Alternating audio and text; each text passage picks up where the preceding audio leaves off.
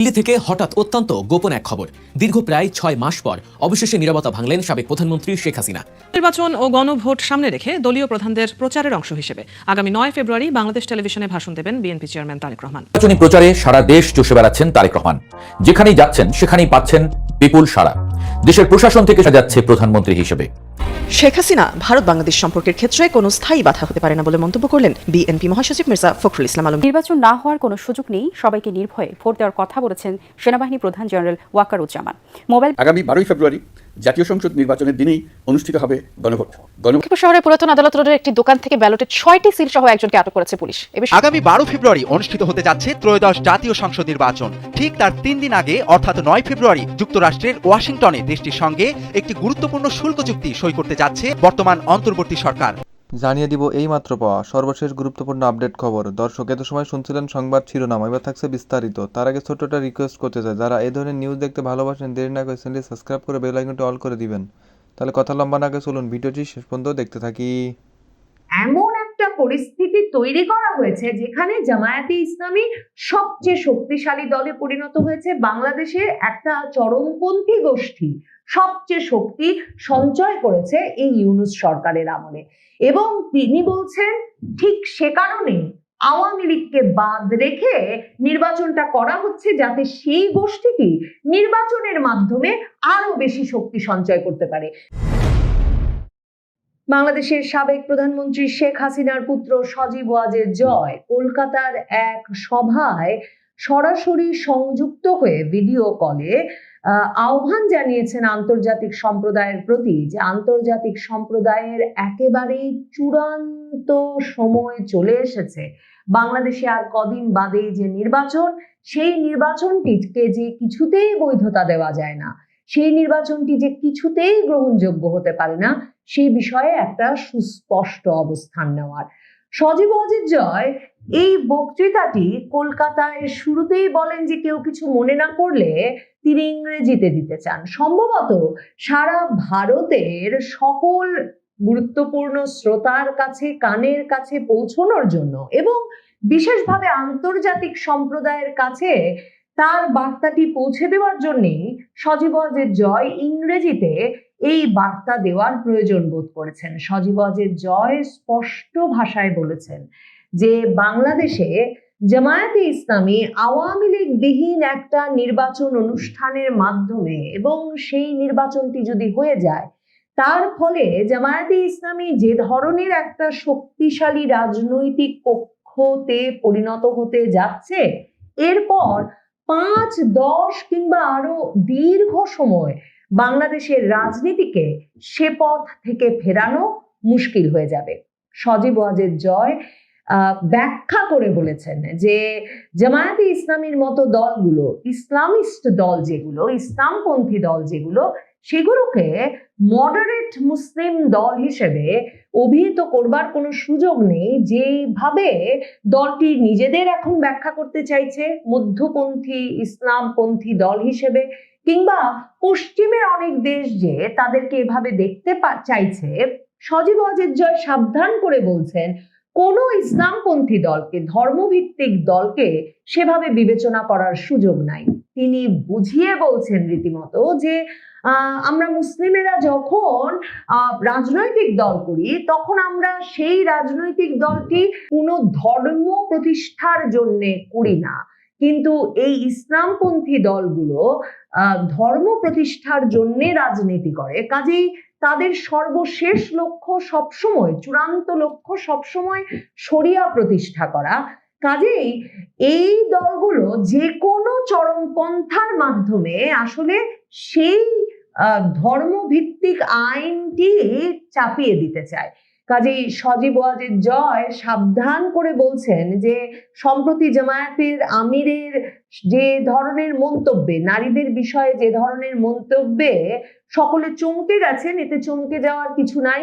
এটা তাদের আদর্শিক অবস্থান একটা লম্বা সময় ধরে, এবং তিনি বলছেন যে বাংলাদেশে যখন রাজনৈতিক পরিস্থিতিটা এমন যে বিএনপি যদি বা ক্ষমতায় আসে, জামায়াতে ইসলামী একটা শক্তিশালী অবস্থান নেবে এবারের নির্বাচনে, এবং সে লক্ষ্য নিয়ে তারা যে কোনো উপায়ে আওয়ামী লীগকে নির্বাচনের বাইরে রেখেছে, তখন নিশ্চিতভাবেই বাংলাদেশে যে সরকার আসবে সে সরকার, মানে বিশেষভাবে তারেক রহমানের সরকার যদি আসে, বিএনপি সরকারও যদি আসে, সে সরকার এমন একটা পুতুল সরকার হবে, দুর্বল সরকার হবে, যে সে সরকারকে এক্সটার্নাল ফোর্স দিয়ে, মানে একটা নানা শক্তিতে একরকমের বলবান হয়ে জামায়াতে ইসলামী বিএনপির সরকারটিকেও যেভাবে ইচ্ছা পরিচালনা করতে পারবে, তারা প্রভাব খাটাতে পারবে ইচ্ছা মতো, এবং বাংলাদেশে পাকিস্তান ইচ্ছা মতো প্রভাব খাটাতে পারবে। এর ফলে আঞ্চলিক যে নিরাপত্তাহীনতা তৈরি হবে, যে চরমপন্থার বিকাশ ঘটবে বাংলাদেশে, সেটা কারো জন্য মঙ্গল হবে না। কাজেই সজীব ওয়াজেদ জয় বলছেন, আন্তর্জাতিক সম্প্রদায়ের সময় একেবারে কমে এসেছে। এটাই চূড়ান্ত সময় যখন তাদের এখনই বলা দরকার যে নির্বাচন আওয়ামী লীগকে বাইরে রেখে অনুষ্ঠিত হতে যাচ্ছে, জামায়াতে ইসলামীকে বাংলাদেশের একটা শক্তিশালী রাজনৈতিক শক্তিতে পরিণত করার জন্য, সেই নির্বাচনটি গ্রহণযোগ্য হতে পারে না, বাংলাদেশ এবং এই অঞ্চলের নিরাপত্তার জন্য ভালো হতে পারে না। সজীব ওয়াজেদ জয় এই কথা বলতে গিয়ে বিএনপির প্রসঙ্গেও বলেছেন। তিনি বলেছেন যে মার্কিন গোয়েন্দা সংস্থা FBI তারেক রহমানের দুর্নীতি দুর্বলতা সম্পর্কে এত তথ্য সংগ্রহ করেছিল আগেই, এবং তাদের হাতে এত তথ্য আছে যে তারা যে কোনো সময় তারেক রহমানের বিরুদ্ধে অভিযোগ আনতে পারে। এবং তিনি মনে করিয়েছেন যে পানামার নরিয়েগা কিংবা এই যে ভেনেজুয়েলার মাদুরোকে সবে মাত্র মার্কিন যুক্তরাষ্ট্র তাদের অভিযোগের ভিত্তিতে ওই দেশ থেকে গ্রেফতার করে আনলো। মার্কিন যুক্তরাষ্ট্র এমন ভাবেই বিশ্ব সভাকে দেখে, বিশ্বের রাজনীতিকে দেখে। কাজেই তিনি বলছেন তারেক রহমানকে FBI এর কাছে তার বিষয়ে এত অভিযোগ থাকা অবস্থায় একরকমের মার্কিন যুক্তরাষ্ট্রের পাপেট হয়ে, পুতুল সরকার হয়ে থাকতে হবে, যে কারণে মার্কিন যুক্তরাষ্ট্র এখন তার প্রতি বেশ আগ্রহ দেখাচ্ছে বলে সজীব ওয়াজেদ জয় বলছেন। কিন্তু তিনি বলছেন তারেক রহমানের পক্ষে তাই কখনো একদিকে যেমন মার্কিন যুক্তরাষ্ট্রের ইচ্ছার বিরুদ্ধে কোনো শক্ত অবস্থান নেওয়া সম্ভব হবে না, তেমনি দেশের ভেতরের রাজনীতিতেও তিনি কোনো শক্ত অবস্থান নিতে পারবেন না বাংলাদেশকে চরমপন্থার দিক থেকে ঠেকাতে, কিংবা বাংলাদেশের একটা বড় ধরনের রাজনৈতিক পরিবর্তন থেকে ঠেকিয়ে দিতে। সজীব ওয়াজেদ জয় কিছুদিন আগে CNN এর সঙ্গে এক সাক্ষাৎকারে বলেছিলেন ডিসেম্বরের শেষ দিকে যে বিএনপি তাদের রাজনৈতিক প্রতিদ্বন্দ্বী আওয়ামী লীগের, কিন্তু আসল শত্রু হচ্ছে বাংলাদেশের শত্রু, মুক্তিযুদ্ধের শত্রু, আওয়ামী লীগের শত্রু হচ্ছে জামায়াতে ইসলামী। সজীব ওয়াজেদ জয় সম্ভবত এই বক্তব্যটি বারবার তুলে ধরতে চাইছেন, এবং তিনি এই মানে কেন জামায়াতে ইসলামী শুধু স্বাধীনতার শত্রু, আওয়ামী লীগের শত্রু বলেই জামায়াতে ইসলামীকে রুখে দিতে হবে তা নয়, জামায়াতে ইসলামীকে যে একদিকে মধ্যপন্থী ইসলামী দল ভেবে গ্রহণযোগ্য মনে করবার আন্তর্জাতিক সম্প্রদায়ের কোনো কারণ নেই, সেজন্য সাবধান করেছেন হাসিনা পুত্র, তেমনি তিনি বক্তৃতার শুরুতেই বলেছেন, মানে যে বইটির একটা প্রকাশনা উৎসবে বা যা নিয়ে আলোচনায় ওই সভাটি, সেটিও কিন্তু বাংলাদেশে 2024-এর জুলাই আগস্ট আন্দোলন নিয়ে বাংলাদেশি সাংবাদিক এবং ভারতীয় সাংবাদিকের লেখা এক বইয়ের উপর আলোচনা ছিল। তো সেখানে তিনি শুরুতেই বলেছেন যে ওই যে আন্দোলনটি 2024-এর জুলাই আগস্টের, সেই আন্দোলনটি শুরু হয়েছিল ছাত্রদের আন্দোলন হিসেবে, কিন্তু এরপর সেখানে জঙ্গি সন্ত্রাসীরা ঢুকে যায়, যারা পরে বাংলাদেশের টেলিভিশনে সংবাদ মাধ্যমে গিয়ে স্পষ্ট ভাষায় বলেছে যে তারা যদি পুলিশকে হত্যা না করত, তারা যদি বাংলাদেশ টেলিভিশনে গিয়ে আগুন না দিত, তারা যদি বাংলাদেশের গুরুত্বপূর্ণ স্থাপনাগুলোতে অগ্নিসংযোগ না করত, তাহলে আন্দোলনটা এমন ভাবে তারা তাদের নিয়ন্ত্রণে নিয়ে আসতে পারতো না। আর সজীব ওয়াজেদ জয় বলেছেন ওই আন্দোলনের ফলে যে ইউনূস সরকার বসেছে বাংলাদেশের ক্ষমতায়, সেটা এই জঙ্গি সন্ত্রাসীদেরকে উস্কে দেওয়ার জন্য, তাদেরকে লালন পালন করে ফুলিয়ে ফাঁপিয়ে তোলার জন্য গঠিত হয়েছে। তিনি বলছেন যে ইউনূস সরকার ক্ষমতায় এসেই অনেক জঙ্গি সন্ত্রাসীদের জামিন দিয়ে বের করে নিয়ে এসেছেন, যাদের অনেকে মার্কিন দূতাবাসে হামলার ঘটনায়, হোলি আর্টিজান ঘটনা সহ বাংলাদেশের খুবই গুরুতর জঙ্গি হামলার ঘটনাগুলোর সঙ্গে জড়িত ছিলেন।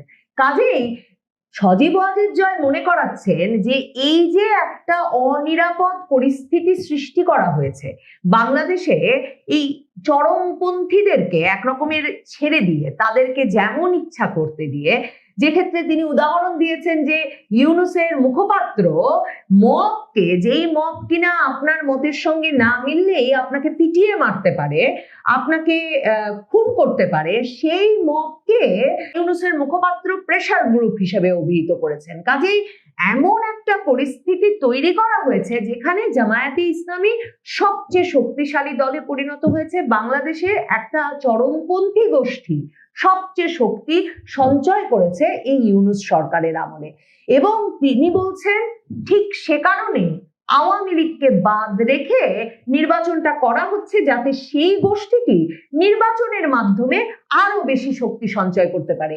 সজীব ওয়াজেদ জয় বলছেন যে জামায়াতে ইসলামী তো কোনোদিন বাংলাদেশের নির্বাচনে একটা শক্তিশালী ফোর্স ছিল না, মানে জামায়াতে ইসলামী হয়তো 10, 15, 20টা ভোট পেতে পারতো বাংলাদেশের নির্বাচনে যদি আওয়ামী লীগ এবং বিএনপির মধ্যে নির্বাচন অনুষ্ঠিত হতো।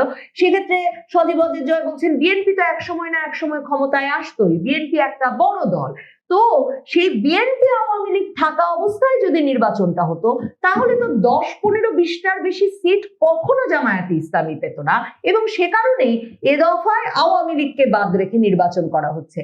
সজীব ওয়াজেদ জয় বলছেন যে আওয়ামী লীগের যদি জনপ্রিয়তা চলেই গিয়ে থাকে, জনগণ যদি প্রত্যাখ্যানই করে থাকে, তাহলে আমাদের নির্বাচন করতে দেওয়া হচ্ছে না কেন? জনগণ আমাদের প্রত্যাখ্যান করুক, আমি তো ভয় পাচ্ছি না, তাহলে ওদের ভয়টা কি, মানে প্রতিপক্ষের ভয়টা কি, কোন ভয়ে তারা আওয়ামী লীগকে নির্বাচনের বাইরে রাখছে? তিনি আন্তর্জাতিক সম্প্রদায়কে বলছেন ভয়টা হচ্ছে এটা যে তারা জানে যে ভোটে আওয়ামী লীগকে দাঁড়াতে দিলে হয়তো জনগণ এ দফায়ও আওয়ামী লীগকেই জিতিয়ে আনবে।